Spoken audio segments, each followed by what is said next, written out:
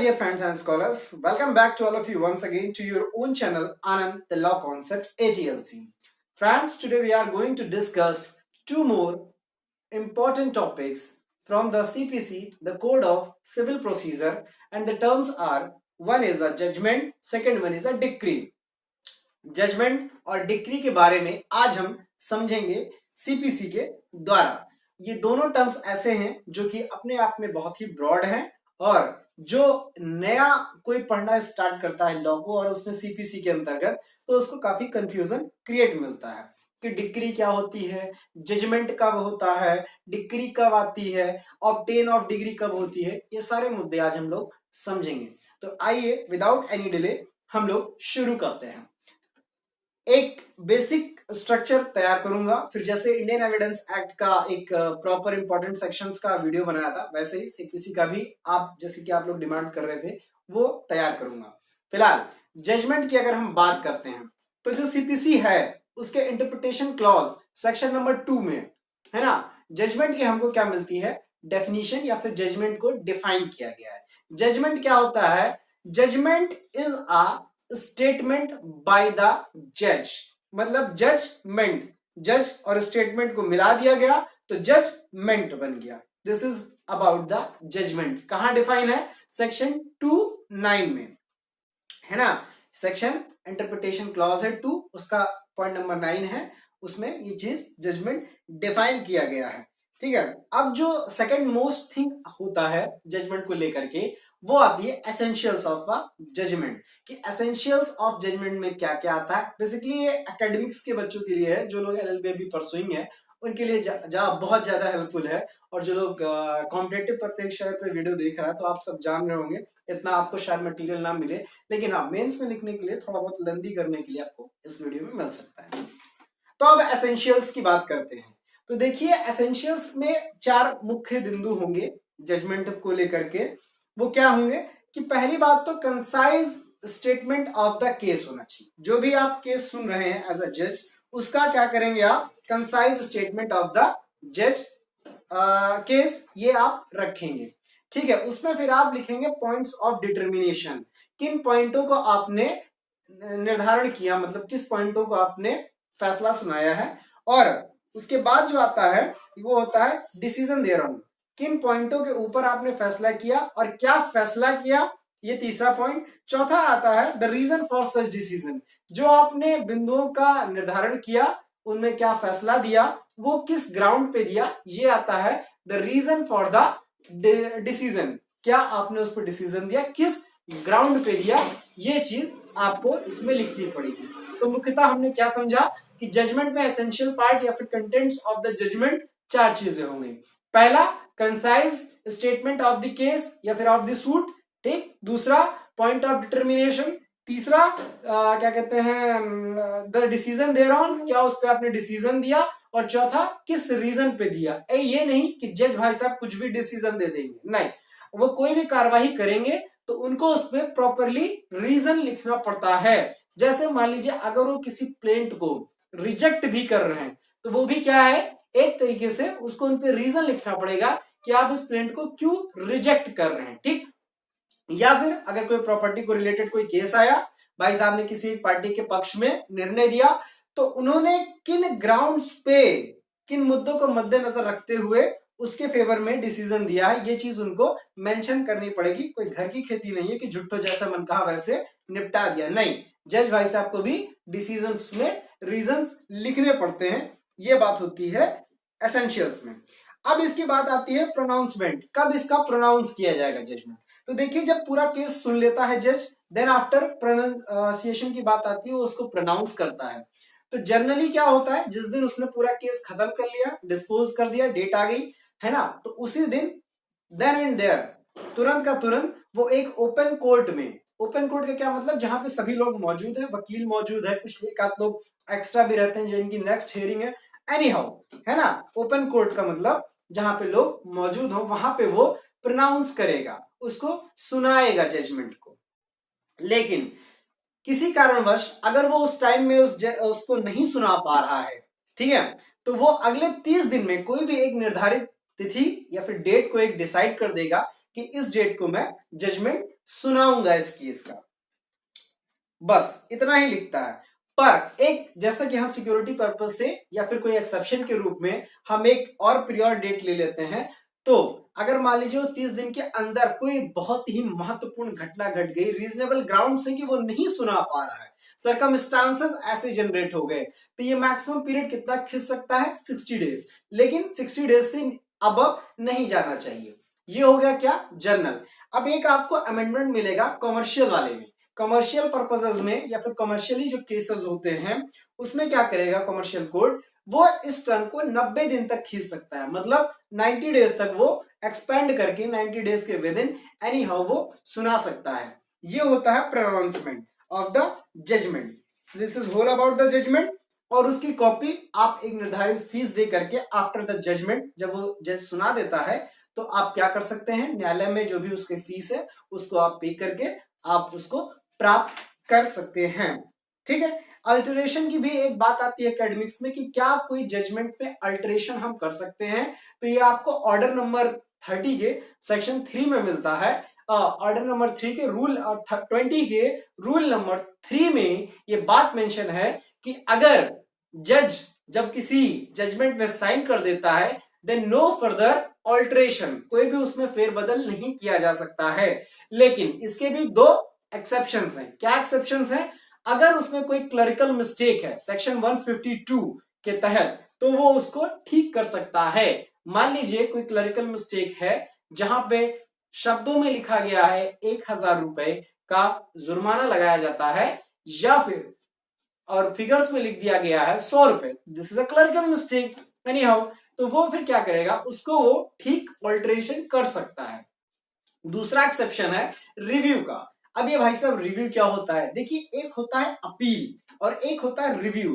Review हमेशा उसी court के द्वारा किया जाता है जिसने जजमेंट सुनाया है। अब रिव्यू की घटना कब उजागर होती है, वो दो केसेस में होती है, या तो आपका अपील का पीरियड खत्म हो गया हो और आप उसमें ना जा पाए हो अपील में, तो आप रिव्यू में चले जाते हैं, या फिर आपके पास अपील का टाइम है लेकिन आप अपील में ना जाकर के उसी सक्षम कोर्ट में, कंपिटेंट कोर्ट में आप रिव्यू की पिटीशन देते हैं कि सर मेरे जो आपका जजमेंट है आप उसको एक बार रिव्यू कर लीजिए। सेम जज के द्वारा वो चीज सेम कोर्ट के द्वारा रिव्यू की जा सकती है।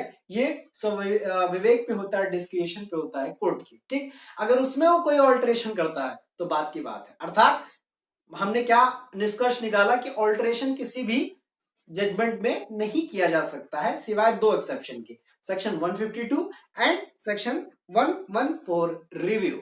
ठीक है, ये हुआ आपका पूरा क्या चीज, जजमेंट। अब बात करते हैं डिक्री को लेकर के। तो देखिए डिक्री क्या होता है, उससे पहले आपको सेक्शन जो है इसका क्या कहते हैं सीपीसी में, वो है 22। सेक्शन 22 में कुछ इस प्रकार क्या कहते हैं डिक्री को परिभाषित किया गया है। मैं आपको पढ़ के सुनाता हूं, बिल्कुल वही हूबहू लैंग्वेज जो उसमें उन्होंने लिखा है सीपीसी के अंतर्गत डिक्री को लेकर के। डिक्री में भाई साहब लिखते हैं decree means a formal expression of an adjudication, किसी भी न्याय निर्णय का कोई भी formal expression which so far as regards the court expressing it, जहां तक वैसा समझा जाएगा कि कोर्ट जो है इसको एक्सप्रेस कर रही, conclusively determine the right of the parties to the suit, मतलब वो राइट्स को डिटरमाइन करती है डिक्री। अभी थोड़ा सा परिचय लीजिएगा पेशेंस का, अभी इसको पूरा पढ़ने के बाद तब मैं आपको बहुत सिंपल लैंग्वेज में समझाऊंगा। ठीक है, with regards to all or any of the matter in the controversy in the suit and may be either preliminary or final, it shall be deemed to include the rejection of the plaint and determination of any question within section 114 but shall not include any adjudication from which an appeal lies, an appeal from an order or any order of dismissal for the default। ये दो चीजें हैं जिस पे ये exceptions देता है। अब समझिए डिक्री क्या होती है। फॉर्मल एक्सप्रेशन मतलब फॉर्मल से आप सभी सब वाकिफ हैं, एक्सप्रेस करना, कोई जब कोई कोर्ट न्याय निर्णय को एक्सप्रेस कर रही है, एक तो उसने तैयार कर लिया भाई ठीक है, जजमेंट में मैं बता दूंगा कि क्या है, जजमेंट पहला स्टेप होता है, देन आफ्टर आपको डिक्री मिलती है। ध्यान रखिएगा judgement is a prior step than decree, आपको वो जजमेंट सुनाता है देन आफ्टर आपको डिक्री मिलती है ना। ये बात ध्यान रखिएगा कि जजमेंट पहले आएगा, डिक्री आपको बाद में कोर्ट से मिलती है। और जो आप अपील में जाते हैं वो आप कभी भी जजमेंट के रूप में लेकर के नहीं जाएंगे, आप हमेशा अपील डिक्री की करते हैं। ये बात अलग है कि जब आप अपील में जा रहे होते हैं तो आप डिक्री के साथ साथ जजमेंट को लगा देते हैं, या फिर कोई कोर्ट्स मांग लेती हैं कि जजमेंट भी इसके साथ में आप लगा के दीजिए। ठीक है, अब मैंने बात किया कि डिक्री, तो ये फॉर्मल एजुकेशन है, formal expression of an education है, जिसमें पार्टीज के राइट्स को डिटरमाइन किया जाता है। राइट्स को डिटरमाइन करने का क्या मतलब, कोई सिविल केस न्यायालय में कब आएगा, जब कोई एक पार्टी किसी बात से मुकर रही होगी और दूसरी पार्टी क्या कह रही होगी कि नहीं ये चीज मतलब उस पर वो पॉजिटिव और सामने वाली पार्टी निगेटिवली रिस्पॉन्स कर रही होगी।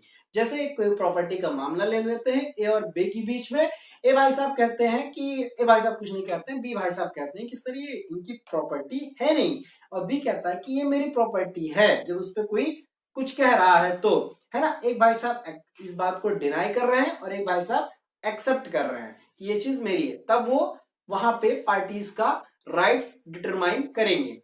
अब क्या कहते हैं, डिक्री दो तरीके से हो सकती है, एक प्रिलिमिनरी हो सकती है और एक फाइनल हो सकती है। एक और होती है partly preliminary and partly final.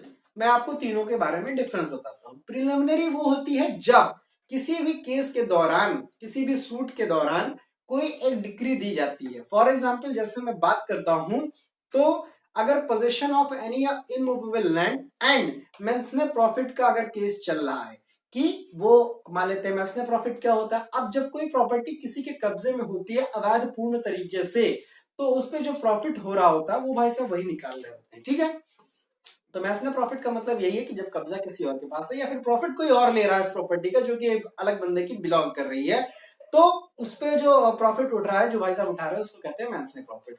अब एक ही केस में दो बातें थी कि ये इमूवेबल प्रॉपर्टी की बात थी जिसपे किसी ने क्लेम किया एक पोजीशन को लेकर के और मैंसने प्रॉफिट को लेकर के, लेकिन अब जज इस पे क्या दे सकता है, पहले तो ये करेगा कि जिसका पोजीशन है उसका निर्धारण कर देगा, तो ये क्या हो जाएगी आपकी फाइनल डिक्री हो जाएगी। प्रिलिमिनरी क्या होगा कि जो बकाया है, मतलब जो प्रॉफिट उससे निकाला जा रहा था उसका गणना करने के लिए, कैलकुलेशन करने के लिए एक इंक्वायरी सबमिट कर बैठा सकता है कि आप इस पे इंक्वायरी कर ले, ये हो जाएगी प्रिलिमिनरी। जब वो इंक्वायरी होकर के आएगी और उस पर वो पुष्टिकरण करेगा कि कितना है, तब वो हो जाएगी फाइनल। ठीक है, एक बात रखिए, जो प्रिलिमिनरी प्रारंभिक डिक्री होती है वो सीक्वेंस फॉर्म करती है फाइनल के लिए, अर्थात जो फाइनल डिक्री होगी वो प्रिलिमिनरी से मैच करना चाहिए। अब एक बात और है, अगर कोई प्रिलिमिनरी डिक्री है आपने जज ने दिया और उसके खिलाफ आप अपील में चले गए और मान लेते हैं अपर कोर्ट ने उस डिक्री को बदल दिया, प्रिलिमिनरी वाली को, प्रारंभिक को उसने ऑल्टर कर दिया, उसको पलट दिया, तो जो नीचे वाला जज होगा भाई साहब वो क्या करेगा, वो जो प्रारंभिक बदल के आई है डिक्री को या फिर कोई दिशा निर्देश दे देगा कि इसको डिक्री को ऐसे चेंज करो, तो उसके अनुसार फिर वो अपनी फाइनल डिक्री को चेंज करेगा। अर्थात कंट्रडिक्शन नहीं होना चाहिए फाइनल और प्रारंभिक प्रिलिमिनरी में। ठीक है, अगर कंट्रडिक्शन हो गया अर्थात जजमेंट आप इस ट्रैक पे ले जा रहे तो वो डाइवर्ट हो गया इधर, ये चीज नहीं होनी चाहिए। ठीक, अब ये तो मैंने बात बता दी आपको क्या कहते हैं कि डिक्री का मतलब क्या है। अब सेम डिक्री में भी एसेंशियल्स क्या क्या होंगे। अब डिक्री में एसेंशियल की बात जब सबसे करते हैं तो सबसे पहले एक एजुकेशन होना चाहिए, न्याय निर्णय होना चाहिए, और न्याय निर्णय वो किसी भी सूट में होना चाहिए। दूसरे पॉइंट हो गया, और उस सूट में किसी भी पार्टीज मतलब पार्टीज के राइट्स को डिफाइन किया जाना चाहिए। तीसरा पॉइंट हो जाता है। चौथा पॉइंट को कंक्लूसिवली डिटरमाइन किया गया हो, ये आपका चौथा पॉइंट हो गया हो। और there must be a formal adjudication, जो आपने डेफिनेशन पढ़ी थी उसी को ब्रेक करके उसके एसेंशियल्स को बनाया गया है। डिक्री में क्या है, कोई भी आपका एजुकेशन होना चाहिए, न्याय निर्णय होना चाहिए, और such education must be in a suit, वो किसी भी सूट के दौरान होना चाहिए। And it must determine the rights of the parties, वो पार्टीज के राइट्स को डिटरमाइन करती हो विद रिगार्ड टू एनी और ऑल ऑफ द मैटर। ठीक है, चौथा पॉइंट है कंट्रोवर्सी, मतलब जो कंक्लूसिवली उसको डिटरमाइन कर रहा हो। कंक्लूसिवली का मतलब पूर्ण रूप से किसी भी बात को वो खत्म कर रहा हो, ये होता है कि कंक्लूसिवली डिटरमाइंस। ठीक, और वो फॉर्मल एक्सप्रेशन के रूप में होना चाहिए। ये है चार तत्व, 4 से 5 तत्व किसी भी एसेंशियल डिक्री के। अब बात करते हैं डिक्री के टाइप्स की। तो एक मैंने आपको बता दिया प्रिलिमिनरी, दूसरी फाइनल, और एक और होती है partly preliminary and partly final, अर्थात कि आंशिक प्रारंभिक और आंशिक अंतिम। जिसको जो मैंने आपको शुरुआत में एग्जांपल दिया था, possession of an immovable property plus mesne profit का, वो आप इसमें सटीक बैठा सकते हैं। ठीक, अब बात करते हैं कंटेंट्स ऑफ द डिक्री के, कि डिक्री में क्या क्या कंटेंट्स होंगे। तो सबसे पहले आप मानिए कि जितने नंबर ऑफ सूट्स किसी भी केस में है वो इन्वॉल्व होगा, पहली पॉइंट। दूसरा पॉइंट हो जाएगा name, description and address, permanent address या फिर एक authentic address of the parties, ये चीज होनी चाहिए। पर्टिकुलर्स ऑफ द क्लेम, क्या पार्टी ने क्लेम किया है उसका विवरण होना चाहिए। फिर आपने उस पर क्या रिलीफ दिया कोर्ट ने, ये चीज मेंशन होनी चाहिए। और उसके बाद क्या कॉस्ट इंक्वायर्ड हुई, मतलब क्या एक्सपेंडिचर हुआ पूरे केस के दौरान। और छठा पॉइंट ये होता है कि डेट ऑफ, आपने कब डिसीजन सुनाया। प्लस सेवेंथ पॉइंट होता है साइन ऑफ द जज। एंड द लास्ट पॉइंट, जो कि शायद ही किसी बुक में लिखा मिलता है, वो होता है कि क्या ये फर्दर डिक्री अपील के लिए एलिजिबल है कि नहीं। टोटल आप 8 पॉइंट लिखिएगा, 7 तो सभी लिखते हैं जिसमें आप प्रॉपर मार्किंग पाएंगे, लेकिन 8वां पॉइंट लिखने का आपको एडवांटेज पॉइंट मिलेगा एकेडमिक्स में भी। और प्लस कहीं आप मेंस का एग्जाम दे रहे हो पीसीएसजे वगैरह का, तो वहां तो आपको मिलना ही मिलना है। एक बार फिर से समझते हैं कितने पॉइंट्स होते हैं। नंबर ऑफ सूट्स, कितने सूट्स हुए, name and description and addresses of the parties, ठीक है। रिलीफ क्लेम्ड, क्या रिलीफ मांगा है पार्टीज ने, आपने क्या रिलीफ ग्रांट किया, वो चीज, कितना खर्चा आया पूरे केस में, डेट ऑफ क्या कहते हैं decision, plus sign of the जज। And the last and the most crucial point of this decree is, क्या चीज, क्या वो अपील के लिए वो डिक्री एप्लीकेबल है कि नहीं।